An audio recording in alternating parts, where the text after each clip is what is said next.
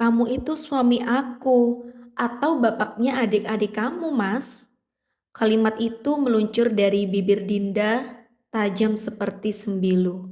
Andra terdiam, tak bisa menjawab antara kewajiban dan cinta. Ia telah tersesat dalam peran yang terlalu banyak ia pikul sendiri. Pernikahan Dinda dan Andra awalnya seperti kisah cinta yang ditulis dengan tinta kebahagiaan. Mereka menikah sederhana namun penuh cinta. Dinda seorang guru SD, sedangkan Andra bekerja sebagai staf marketing di perusahaan properti. Namun sejak awal, Dinda sudah tahu bahwa Andra bukan hanya suaminya. Ia juga kepala keluarga bagi adik-adiknya yang berjumlah 3 orang. Sejak orang tua mereka meninggal 5 tahun lalu karena kecelakaan, aku janji Din, setelah menikah nanti prioritas utamaku adalah kamu. Ucap Andra dulu saat melamar. Tapi janji itu perlahan mulai terasa seperti mitos. Bulan-bulan awal pernikahan mereka berjalan normal, namun perlahan Dinda mulai merasa ada yang tidak seimbang. Gaji Andra hampir selalu habis sebelum pertengahan bulan. Dinda sering menemukan transfer ke rekening adik-adiknya. Arum kuliah di Jogja, Rian baru lulus SMA, dan Lina kelas 2 SMP. Suatu malam Dinda melihat saldo tabungan mereka yang seharusnya ditabung untuk DP rumah. Hanya tersisa 250.000. Ini kemana semua uangnya, Mas? Ditanya Dinda dengan lembut. Andra menarik nafas. Arum butuh bayar uang semesteran. Rian masih nyari kerja. Lina, ya kamu tahu, biaya sekolah juga nggak murah. Dina menunduk, ia ingin marah, tapi juga merasa bersalah. Andra memang baik, tapi sampai kapan? Konflik mulai nyata saat Dinda positif hamil 3 bulan. Ia berharap Andra bisa mulai lebih memprioritaskan keluarganya sendiri, namun kenyataannya berkata lain. Saat ia ingin periksa ke dokter kandungan, Andra malah mengirim uang ke Arum untuk membeli laptop. Saat ia ingin membeli perlengkapan bayi, Andra bilang, "Nanti ya Din, minggu depan gajian." Tapi minggu depan uang itu habis lagi.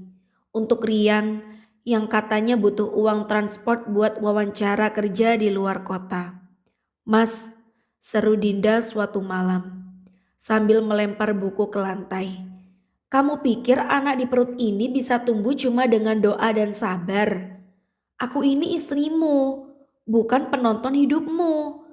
Andra terdiam, tapi jawabnya selalu sama. "Mereka itu adik-adikku, Din. Aku gak bisa biarin mereka susah."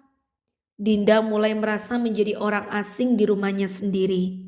Ia mulai menyimpan uang diam-diam, bahkan kadang meminjam dari rekan guru untuk kebutuhan pribadi. Ia iri melihat teman-teman yang bisa pergi prenatal yoga, beli perlengkapan bayi yang lucu-lucu, sementara ia harus memilih antara beli susu kehamilan atau membayar listrik. Puncaknya saat Arum menginap di rumah mereka dan dengan santainya berkata, "Kak Dinda kok pelit sih? Kak Andra aja gak pernah protes kalau aku minta ini itu." Malam itu Dinda menangis sendiri. Ia merasa kalah di rumahnya sendiri. Beberapa bulan kemudian Dinda melahirkan seorang bayi laki-laki bernama Arka. Tangisan pertama Arka seharusnya menjadi momen paling membahagiakan dalam hidup mereka, tapi Dinda merasa kesepiannya justru semakin dalam. Dinda mengalami baby blues. Ia merasa lelah, mudah marah, dan sering menangis sendiri. Ia butuh sandaran, butuh tangan yang bisa ia genggam dalam sunyi, tapi Andra tetap sibuk dengan masalah adik-adiknya. Rian belum juga dapat kerja, malah minta modal usaha. Lina butuh ikut les tambahan. Arum berencana ikut KKN keluar kota. Semua butuh uang, semua minta dari Andra, Dan seperti biasa, Andra selalu bilang, "Iya." Suatu malam Dinda menangis dalam diam sambil memeluk Arka yang sedang demam. Ia mengirim pesan ke Andra, "Mas, kamu gak pulang? Anakmu panas sejak tadi sore." Pesan hanya dibaca tanpa ada balasan. Hari-hari terasa kosong sampai suatu hari Dinda bertemu dengan Pak Iqbal, wali murid dari salah satu siswa di kelasnya. Seorang duda berusia 40-an yang sopan, lembut, dan perhatian. Iqbal sering mengantar makanan ke sekolah untuk anaknya. Suatu hari, ia melihat Dinda sedang menangis diam-diam di ruang guru. Ia menghampiri, "Maaf Bu Dinda, saya tidak bermaksud lancang, tapi kalau butuh bantuan, saya siap bantu sebisa saya." Kata-kata itu seperti pelukan yang tak pernah Dinda dapat dari Andra. Ia hanya tersenyum, tapi hatinya mulai goyah. Mereka tak pernah menjalin hubungan terlarang, tapi perasaan nyaman yang Dinda temukan dari laki-laki lain membuatnya semakin sadar. Ia sendiri, ia bertanya dalam hati, apa aku istri yang masih layak dicintai? Andra pulang tengah malam, Dinda menunggu dengan wajah dingin. "Mas, tadi kamu tahu nggak Arka demam sampai kejang? Aku ke UGD sendiri. Kamu di mana?" Andra diam. Ia baru pulang dari rumah Lina karena adiknya itu kabur dari kos setelah berkelahi dengan teman sekelasnya. "Aku juga pusing, Din. Semua beban ini di aku. Kamu pikir enak jadi aku? Dan kamu pikir enak jadi aku? Hamil sendirian, melahirkan sendirian, jaga anak sendirian, bahkan ke dokter pun sendirian. Kamu di mana?" Tangis Dinda pecah. "Mas, aku bukan prioritas kamu lagi. Kamu lebih jadi ayah buat adik-adikmu, bukan suami buat aku." Andra terdiam. Untuk pertama kalinya, ia merasa telah benar-benar gagal jadi kepala rumah tangga. Dinda akhirnya pergi untuk sementara waktu. Ia pulang ke rumah orang tuanya di Magelang sambil membawa Arka. Ia tak menggugat cerai, tapi ia butuh waktu untuk Andra tahu itu. 3 minggu setelah kepergian Dinda, baru Andra benar-benar merasakan hancurnya rumah tanpa istri dan anak. Rumah jadi sunyi dan luka mulai terasa jelas. Adik-adiknya tetap menghubungi, tetap minta ini itu, tapi kali ini Andra menjawab dengan satu kalimat, "Maaf, Kak Andra sekarang harus mikirin anak dan istri dulu." Kalimat itu jadi awal perubahan besar. Ia mulai menolak permintaan-permintaan tidak penting dari adik-adiknya. Bahkan menyuruh Rian untuk kerja serabutan dulu daripada terus meminta uang. 2 bulan kemudian Dinda dan Andra bertemu di tempat biasa mereka dulu pacaran. Sebuah taman kecil dekat stasiun. Andra datang membawa surat. "Ini surat pengunduran diri dari kantor. Aku mulai usaha sendiri, Din, di rumah, supaya bisa bantu kamu jaga Arka." Dinda terkejut.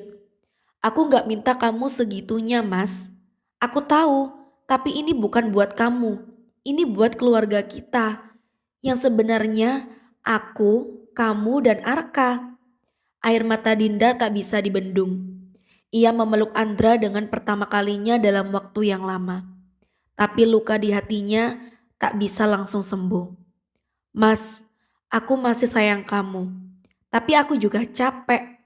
Kita harus pelan-pelan. Jangan janji lagi. Buktikan." Andra mengangguk. Untuk pertama kalinya, ia memilih keluarganya sendiri, bukan karena ia melupakan darah dagingnya, tapi karena ia sadar tak semua tanggung jawab harus ia pikul sendirian. Fenomena sandwich generation adalah kenyataan pahit bagi banyak pasangan muda.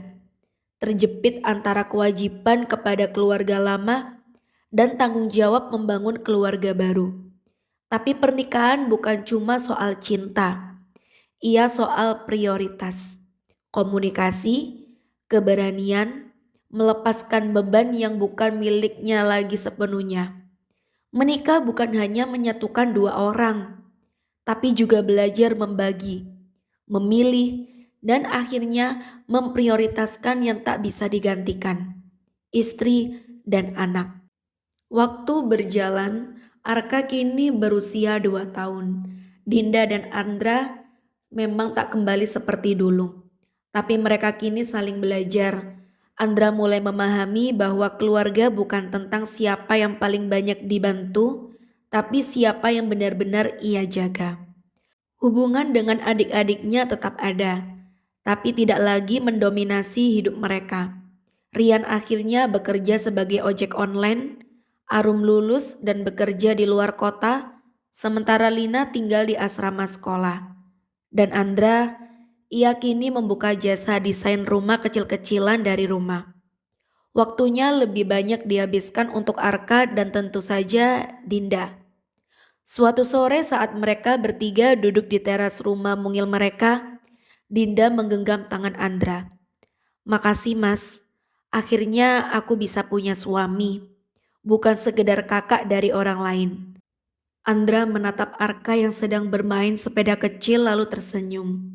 Dan aku akhirnya belajar kalau jadi kepala keluarga bukan tentang jadi pahlawan untuk semua orang, tapi tentang jadi sandaran untuk orang yang paling percaya sama kita. Kepada para penonton yang mungkin sedang berada di posisi serupa, ingatlah, kamu tidak egois saat mulai memprioritaskan keluarga kecilmu. Menjadi anak yang berbakti tak berarti harus terus berkorban sampai habis. Dan menikah adalah soal membangun masa depan, bukan terus menebus masa lalu. Jika kamu merasa cerita ini menyentuh hatimu, bantu kami tumbuh dengan cara paling sederhana. Tekan tombol subscribe, beri komentar di bawah, karena setiap kisahmu juga bisa jadi inspirasi. Share ke teman atau saudaramu yang sedang mengalami hal serupa. Karena setiap luka dalam keluarga bisa sembuh kalau kita saling memilih untuk tetap tinggal.